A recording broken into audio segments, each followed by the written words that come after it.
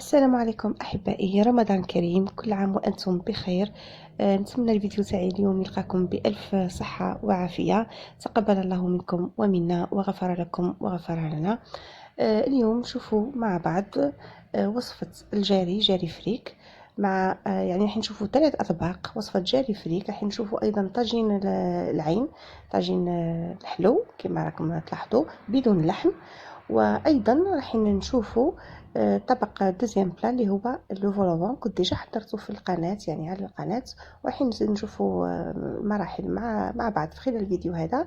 كما ايضا تبعوا معي يعني الفيديو للاخير، راح نحط لكم يعني نحن ندير لكم فيه بزاف لي زاستيوس باش تحصلوا على يعني اطباق يعني شهيه ويعني بدون يعني وصحيه في نفس الوقت، يعني بعيدا على بزاف اللي دام وكل شيء، بلا ما تكون مقدمه بزاف، بلا ما تكون يعني فيها بزاف دهون، ولكن الذوق راح يبقى يعني هو.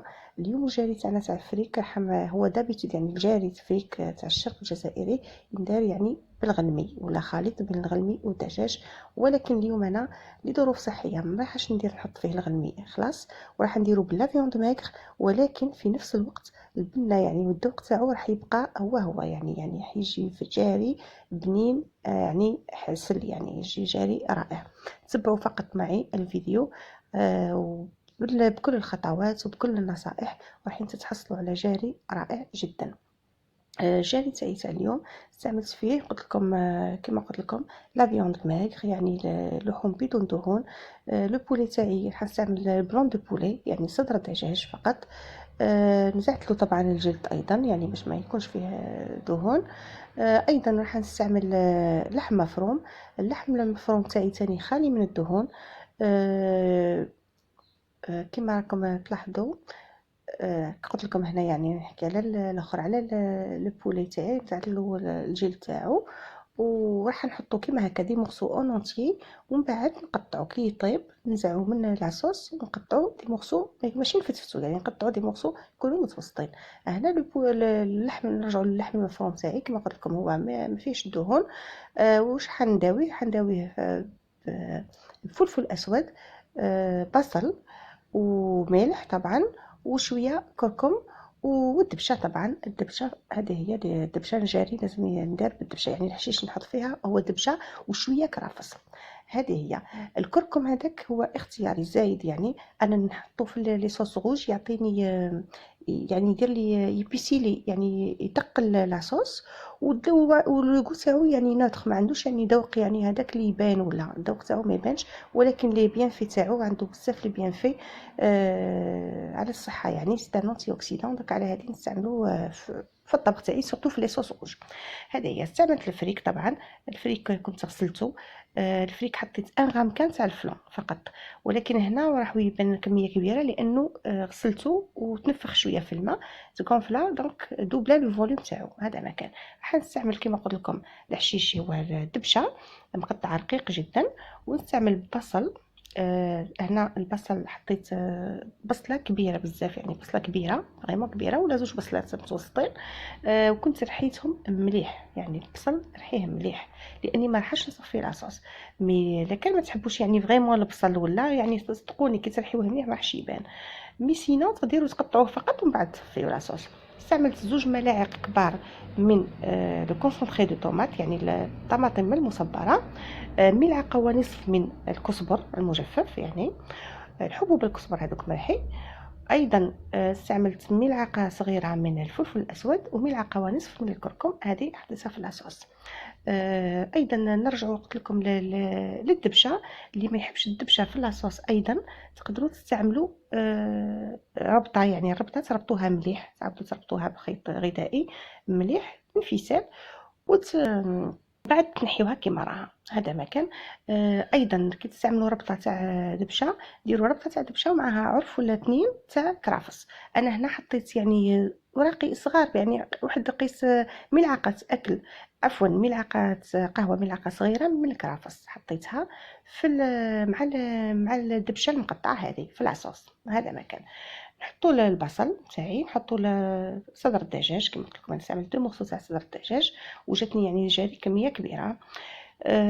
ايضا نحط الدبشه والكرافس. قلت لكم الكرافس كميه قليله فقط. هذه هي. والبهارات اللي راح نستعملها، يعني التوابل اللي راح نستعملها كما قلت لكم فلفل اسود وكزبر، يعني ما استغناش عليه في الجاري. الكزبر يعني يمشي مليح مع الجاري ويجي يجي رائع. يعطي ذوق. الدبشه والكزبر يجيو يعني هذو هما يعني التوابل الاساسيه في الجاري. ما هذه تاع الكركم قلت لك هذه اختياريه، هذه يعني من عندي برك انا في لي صوص غوج نحطهم. قلت لكم هو مفيد جدا للجسم هذا الكركم، وايضا يتقل لاصوص. يعني بلا ما نحط هذاك الفريك الدقاق ولا تاع الفريك، يعني لاصوص تجيني ثقيله تجيني مليحه. الكزبر كما قلت لكم نحط كميه كبيره، حطيت ملعقه كبيره ونصف الملعقه. هذا ما كان مع 3 ملاعق من الزيت. طبعا اللي يقدر ولا اللي صحته تسمح له، هو يعني جاري فريك مليح ثاني تحطوا ملعقه صغيره ولا ملعقه ونصف من الدهن الطبيعي، يعني من مصدر حيواني، اللي هو السمن، يعني السمن الطبيعي. السمن الطبيعي يعطي ذوق مليح بزاف كتقلي به. ملعقه كبيره كما لاحظتوا من الملح. وهذه هي. ونحطوا نخلطوا مليح هاد المكونات، نحطوهم نقدروا نخلطوهم نديروهم صباح هكا نخلطوهم نحطوهم في الثلاجه، ولا شي نجبدوا نصبوا، ولا نديرو ديريكتومون نحطوهم ابتي فو ونخليوهم يطلقوا مره على مره. نطلعوا عليهم. انا هذاك البصل تاعي رحيته بالماء، حيته بشويه ما بقيت فنجان الماء على هذيك ما زدتلوش الماء يعني يطلق.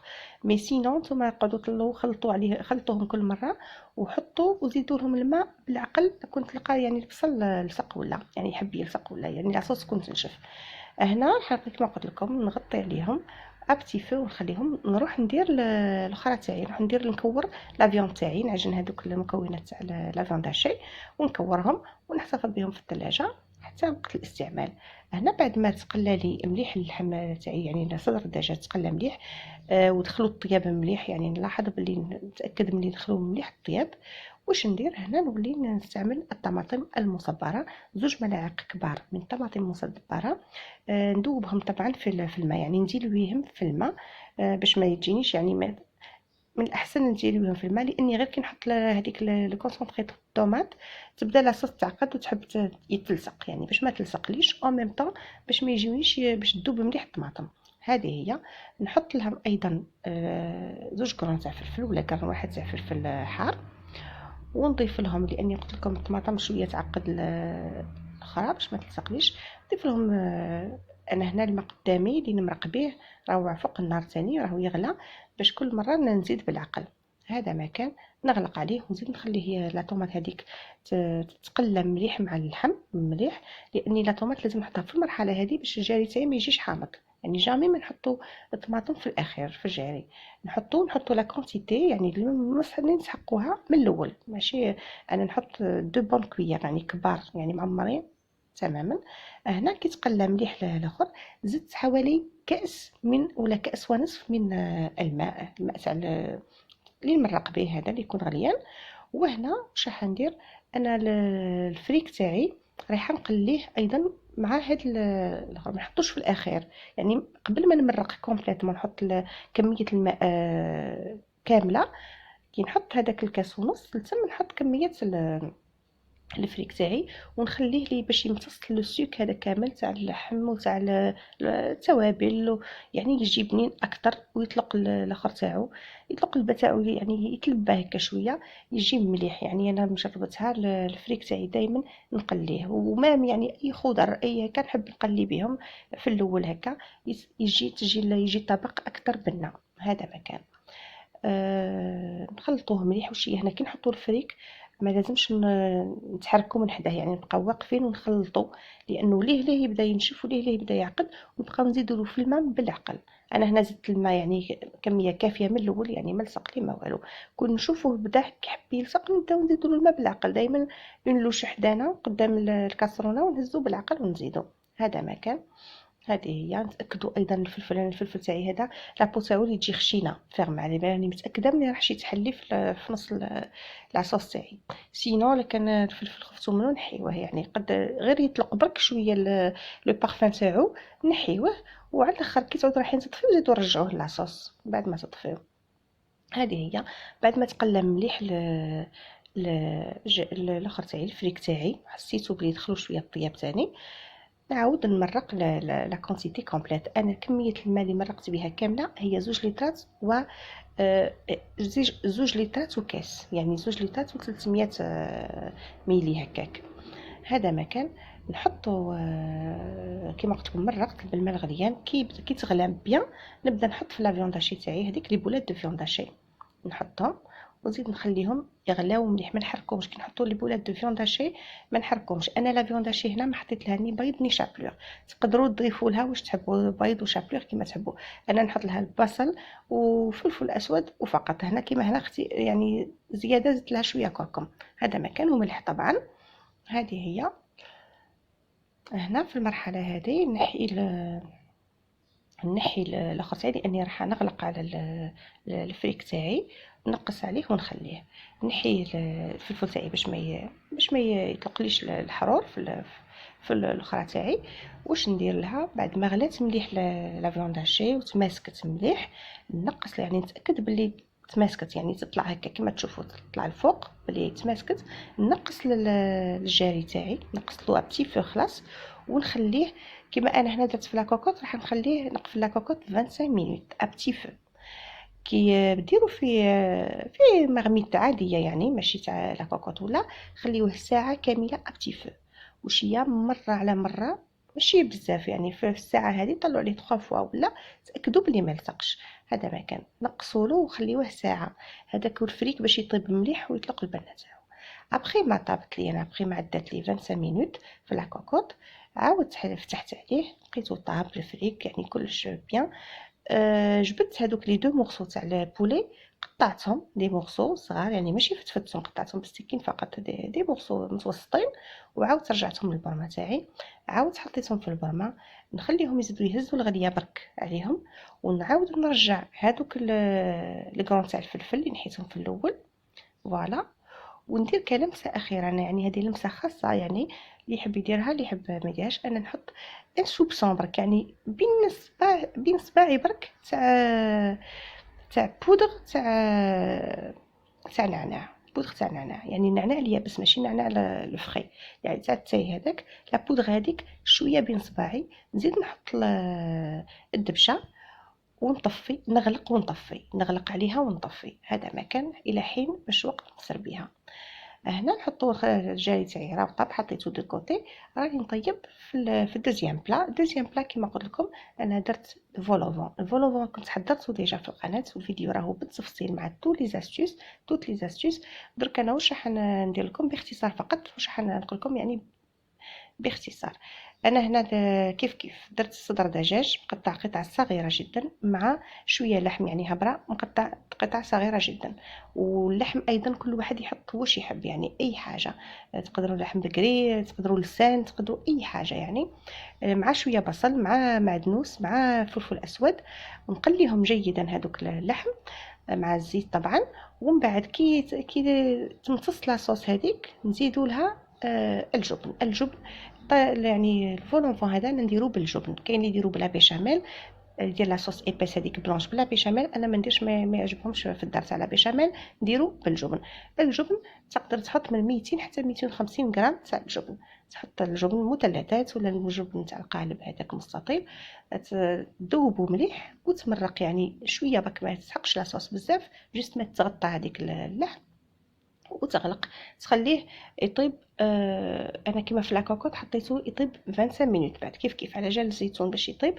عفوا ما ذكرتش اني حطيت له شويه زيتون اللي كنت ديجا خليته في الماء يطلق، بدلته الماء ما دافي فقط، يعني ما غليته ما والو. راح نطيبه في لاكوكوط. وانتم اللي رايحين ديروه يعني مش في لاكوكوط، خليه كيف ساعه ابتي فو. اون فوا يغلى مليح وتمرق، نقص له وغلق عليه وخليه ساعه لو طون باش يطيب الزيتون مليح. تقدروا تحطوا ايضا لي ليغوم اون بوتي دي، تقدروا تحطوا لي كاروت. انا كنت في الفيديو السابق درتو بلي كاروت، راح نخلي لكم رابط الوصفه بالتفصيل تحت الفيديو. هنا رحنا نديرو طاجين الحلو. استعملت انايا نص كيلو من العين، 150 غرام من المشماش، و250 غرام من العنب المجفف الزبيب. ايضا نستعمل 100 غرام من اللوز المقشر. استعملت ايضا 3 عيدان من القرفه، 2 ملاعق من الليمون، يعني جوكر. وايضا راح نستعملوا ماء الزهر. ماء الزهر اللي عنده ماء مقطر يعني احسن واحسن، ولا تستعملوا الماء الزهر العادي يعني اللي يتباع. وانا كما انا نفضل نستعمل لا بودغ هذه تعوض ماء الزهر. اون بودغ تعطينا يعني واحد لو بارفان تاع الزهر رائعه جدا وتري كونسونطري. دونك نستعملها من كميه قليله فقط. انا دائما نشريها في رمضان، ندير بها يعني قلب اللوز، مليحه بزاف في قلب اللوز، تعطي يعني بارفان مليح. وثاني في طاجين الحلو. هذا ما كان. كما قلت لكم، والسكر بيان سور. دوك راح نمد لكم لي ميزور يعني اكزاكت تاع السكر تاع الماء وتاع يعني يعني كل المكونات. هنا اول حاجه نديرها انا هنا واش راح نقول لكم. هاد العين يعني نبداو اولا نحكيو على العين هذه عين بقره اللي تتباع. كاينه اللي تتباع اون فراغ، وكاينه اللي تتباع في لي باكي هادوك حمر. ان باكي روج هذاك يتباع بنص كيلو، هذاك ولا كاين حتى تاع كيلو. هذاك تاع لو باكي تجي طريه بزاف، تجي طريه زبده. هذيك سي سموها سي دي برونو ا ديغوستي، شغل باش تتكل ديريكت. هذيك يعني بلا ما تطيبها تقدر تاكلها، تكونسوميها نورمال مليحه يعني مفيده. دونك هذيك راك تحطوها كون طيب وتحطوها على فا، وما تحقوش باش يعني تغسلوها ولا تحطوها في الماء الدافي. انا هنا شريتها من العين تاعي يابسه، يعني كي تشوفوها ديجا كي تمسوها تلقاوها يابسه. دونك حطيتها في الماء الدافي هي والمشماش والزبيب. نروحو نديرو لاصوص. عفوا نديرو ان سيرو. انا دابيتود نحط البصل، تقدروا هنا لو سيرو تلوحوا فيه بصله، يعني بصله اونتيير مقشره تحطوها فيه ومن بعد تنحيوها. حطيت كاس كامل من السكر تاع 240 مليلتر، كاس من السكر. حطيت له 3 كيسان من الماء، 3 اعواد من 3 عيدان من القرفه، ملعقه صغيره من عطر ماء الزهر. ونحط يعني نخلط هذا السيرو هذا تاعي كيما قلت لكم. تقدروا تلوحوا فيه بصله ومن بعد تنحيوها اون فوا يعني طيب تحسوها طابت الوقت الاخر تاعها تنحيوها. انا اليوم ما حطيتش يعني بصل، وراح نديرو بدون لحم يعني كوم ديسير فقط.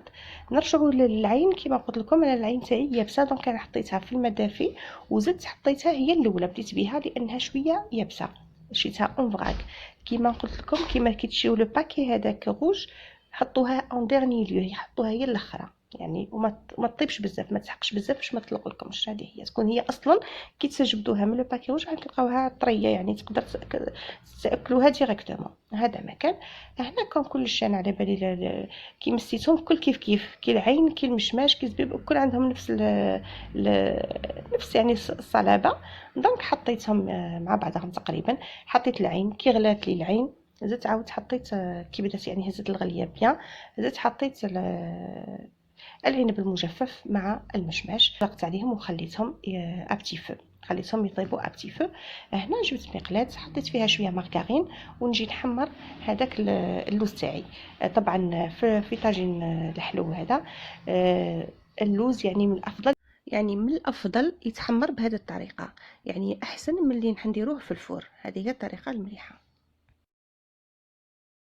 كان نقلبوا مليح هذاك اللوز، يعني نبقاو قدامه باش لانه ليه يتحرق، ليه يطيب، ليه يتحمر. دونك ما نوضوش يعني من قدامه، نبقاو واقفين قدامه مع التحريك المستمر حتى يكتسب اللون. فوالا نديروا نحاولوا يعني نقليوه مليح حتى يكتسب اللون ذهبي كما راكم تلاحظوا. هذه هي اون فوا يعني تحصلنا على اللون اللي نسحقوه نفرغوه، ما نخليوهش في المقله لانه المقله تكون سخونه راح يزيد عاود يتحرق.